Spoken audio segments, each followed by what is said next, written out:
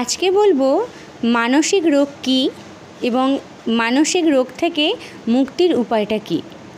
জানো তো, আমাদের শরীরে যেমন রোগ হয় ঠিক তেমনই মনেরও রোগ হয়। তাই প্রত্যেকটি মানুষের উচিত শরীরের সাথে মনেরও যত্ন নেওয়া। শরীরে রোগ হলে ডাক্তার দেখালে সহজেই কিন্তু সেরে যায়, কিন্তু মনের রোগ হলে সহজেই সারে না। দীর্ঘদিন সময় লাগে এই মনের রোগ সারাতে। তাই আজকে বলবো মানসিক রোগ থেকে মুক্তির উপায়টা ঠিক কী। দেখো, মানসিক রোগ কিন্তু খুব কঠিন একটা রোগ।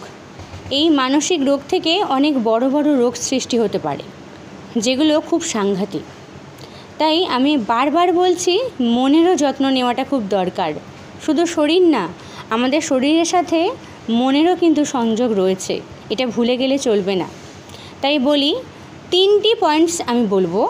এই 3টে পয়েন্টস যদি মেনে চলতে পারি বা তোমরা যদি পারো, তাহলে কিন্তু সহজেই এই মানসিক রোগ থেকে আমরা প্রত্যেকেই বেরিয়ে আসতে পারবো।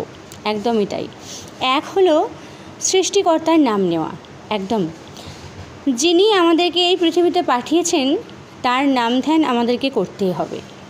এটা হচ্ছে সবচেয়ে গুরুত্বপূর্ণ পয়েন্ট। যদি আমরা প্রত্যেকেই সৃষ্টিকর্তার নাম ধ্যান করতে পারি, ঈশ্বরকে মন প্রাণ দিয়ে ডাকতে পারি, ভগবানের নাম নিতে পারি, তাহলে আমরা কিন্তু এই মানসিক রোগ থেকে বেরিয়ে আসতে পারবো। আমাদের মনটা অনেকটা শান্ত হবে। একদমই তাই।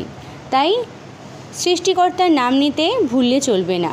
ভগবানের নাম ধ্যান করলে আমাদের মন অনেকটা শান্ত থাকে এবং আমাদের মাইন্ডসেটটা অনেক ভালো থাকবে।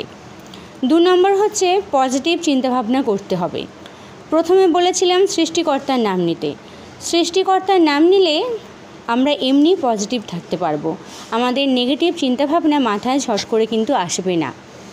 তাই প্রথমে হলো সৃষ্টিকর্তার নাম নেওয়া, 2 নম্বর হলো পজিটিভ চিন্তা ভাবনা করা। এবার 3 নম্বরটা হচ্ছে একটু শরীর চর্চা করতে হবে। শরীর চর্চা কিন্তু ভীষণভাবে প্রয়োজন। শরীর চর্চা না করলে কিন্তু আমরা কখনো সুস্থ থাকতে পারবো না।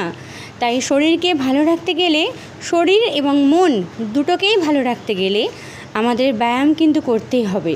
প্রত্যেকটি মানুষের উচিত ব্যায়াম করা, এবং বয়সের সাথে তো অবশ্যই দরকার। ব্যায়াম করলে কী কী উপকারিতা হয় সেগুলো আমি বলছি। 1, ব্যায়াম আমাদের হার্ট ভালো রাখে। 2 হচ্ছে স্ট্রেস ও উদ্বেগ কমাতে সাহায্য করে।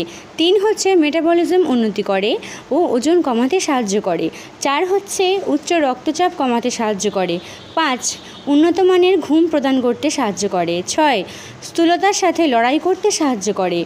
7, বাত ও ব্যথা জনিত সমস্যা দূর করতে সাহায্য করে।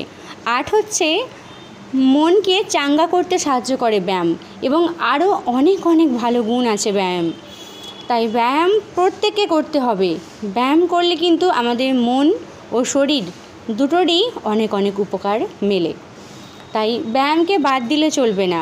ব্যায়াম করলে আমাদের ব্রেনের ফাংশনগুলো অনেক ভালো হয়। তোমরা কি জানো ব্যায়ামের উপকারিতা অনেক অনেক? ব্যায়াম ছাড়া সুস্থ থাকা কোনোভাবেই সম্ভব নয়। তাই এই 3টে পয়েন্টসকে মেনে চলতে হবে। সৃষ্টিকর্তার নাম নেওয়া, পজিটিভ চিন্তাভাবনা করা এবং ব্যায়াম করা। এইগুলো যদি মেনে চলতে পারি, আমরা কিন্তু মানসিকভাবে সুস্থ থাকব এবং আমাদের মানসিক রোগমুক্ত আমরা থাকতে পারবো। একদমই তাই।